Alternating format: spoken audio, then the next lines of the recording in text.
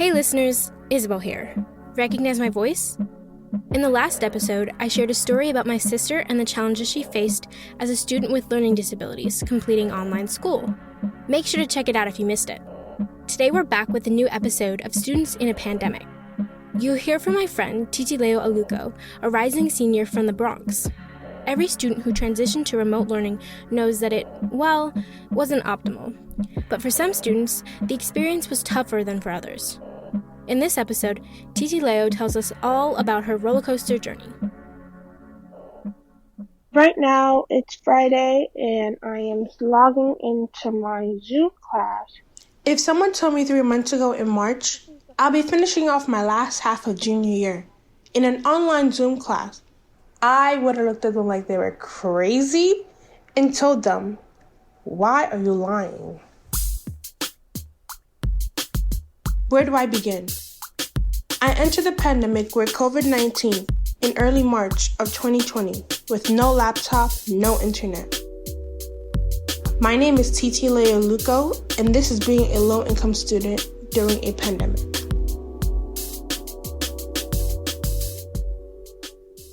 Knock, knock. Who's there? Tank. Tank who? You're welcome. That was so funny. I live in the Bronx, in a small 2-bedroom apartment with my 2 sisters, 1 brother, along with my parents. My mom works for the city and my dad is not working right now. I've never had a personal laptop, and unfortunately, in 2019, my family was no longer able to afford to pay for the internet bill at my house. Entering the pandemic, I reached out to the administration at my school. I was able to get a laptop, but I still did not have the internet access to be able to get my work done. At this point, I was relying on my phone's internet to do my work. This was very frustrating.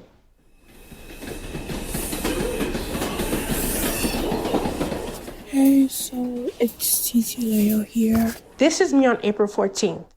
I'm waiting on the train to go to my friend's house. I'm kind of out of breath right now because I ran to catch the train. We're a month into online learning. I have been a little stressed out of it, unmotivated. Haven't really been feeling up to doing any work. I don't know if it's because we're on break, a mini break. We still have to do online classes, but it's whatever. I've just been sleeping a lot and just eating and helping my siblings. I can't wait for this to be over. At this point, it was the middle of April, and I was basically feeling hopeless. So after constantly trying on my part, calling up agencies that provided internet, and being left on hold for hours upon hours, I would eventually just hang up the phone because no one would get back to me. I then again reached out to several admins at my school to help me. They did try on their part by figuring out organizations that were giving out free Wi-Fi and ways to get free internet. They were also using up their time to call other people for help. But unfortunately, there was no hope. I was still stuck with a laptop with no internet. After trying other solutions, I resulted in asking my neighbors for their internet password, which was the most embarrassing thing in the world for me. I went to the apartment across from mine, masked on and everything, and kindly asked if she could provide me with her internet password. She said she was doing something at the moment, but she asked for my number and she said she would send it later. After getting the internet, it altered me sitting so close to the door I can hear the conversations going on outside, just in order for me to get signal. Hey, it's Titileo. This is me on April 30th. Things are really up and down during this time. I'm just outside. I don't know. I just feel like there's no point to anything at this point. It's always loud in the house and my mom is always getting at me at something, which I don't like. Just getting out of the house. It's kind of just a relief for me. I mean, I love my family, I can't hold you. But then I get angry and I get frustrated. And then I start saying stuff that I don't want to say. Meanwhile, my technology problem kept getting worse. I'm a little upset because I was unable to really get my work done because the computer I got from my school, it stopped working. So when I try to turn it on, it wouldn't turn on. Thank God by this time I had received a Wi-Fi equipped iPad, which I got from the DOE. I was using it at the time to do my internet-related assignments. This is me on May 15th, getting ready to go log into my Zoom class. Right now I'm working on an iPad. The laptop I got from the school just stopped working, but I reached out to the school and they're working on helping me get a new one. I appreciate them for doing that because it's not easy at all working on an iPad. During this time, I was taking multiple classes like neuroscience, AP seminar, other classes that required research. I do not know about you, but doing research on an iPad with no keyword is almost impossible. Seriously, you try it and see how much work you're able to get done. At the beginning of May, I was at the lowest part of my life. I did not have the motivation, the energy, or even the grit to keep on fighting and asking for help. I felt like I was a monster. I was turning into a monster. I'm really tired of being in this quarantine thing. It's very frustrating.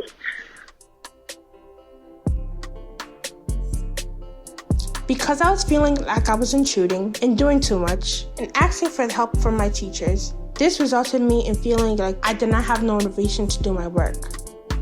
I would not have been able to get out this stage of my life without the help of my dear friend Vanessa. She reminded me, "Girl, we came too far to give up now," along with other words of encouragement from my close friends, Ya, Divine, and Amira. I was able to get the courage to speak up. I finally reached out one last time to the administration at my school to get a new laptop. Even though it took long, I was finally provided with a laptop along with internet hotspot 2 months after the start of remote learning.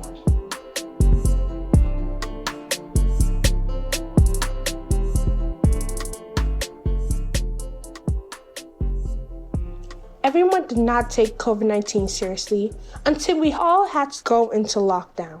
However, COVID ended up being so serious that it exposed social economic status of many families and their haves and their have-nots.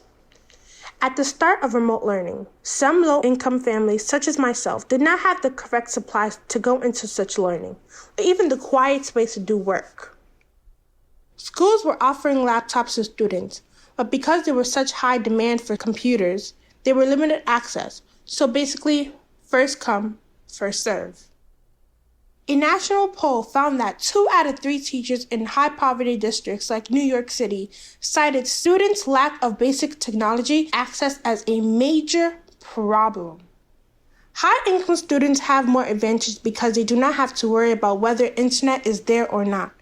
If their computer wasn't working, they could get it fixed.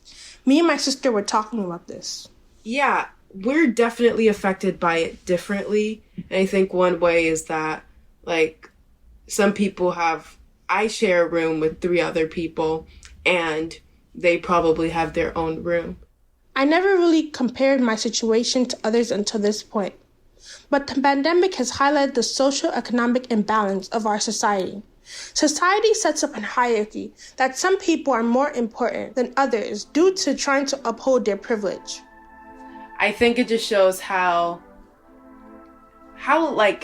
the amount of money you make just determines so much. It shouldn't, but it does. And it determines so much on how you eat, how you drink, how you dress, where you go. So I think this virus is just highlighting the economic divides in our community. It's TT Leo. So I wanted to do a quick update. I did it.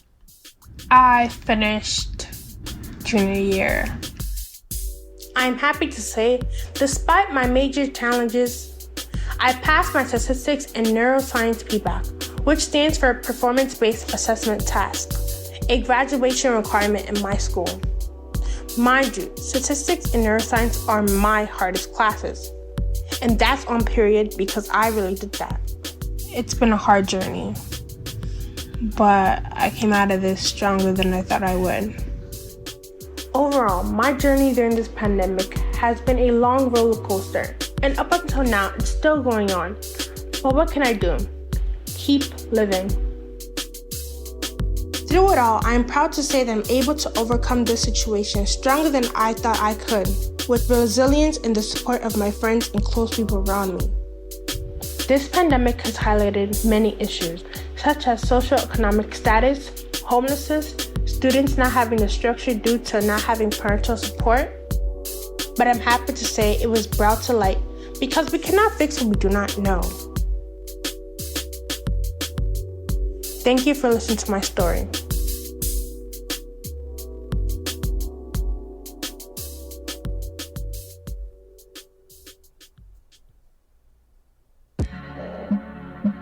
Once again, that was Titi Leo Aluko. Titi wrote and reported the episode with editing and production support from Mira Gordon, Jayati Vora, and Taylor McGraw. Miseducation is a program of The Bell in partnership with the Heckinger Report. Support comes from the Pinkerton Foundation, the Summerfield Foundation, and FJC. Make sure you've subscribed to Miseducation on your podcast app and follow us on Twitter and Instagram at MiseducationPod. My name is Isabel Gonzalez, and I can't wait for y'all to hear the other stories this season on Miseducation. Definitely stay tuned. Thank you for listening. I hope you have a great day.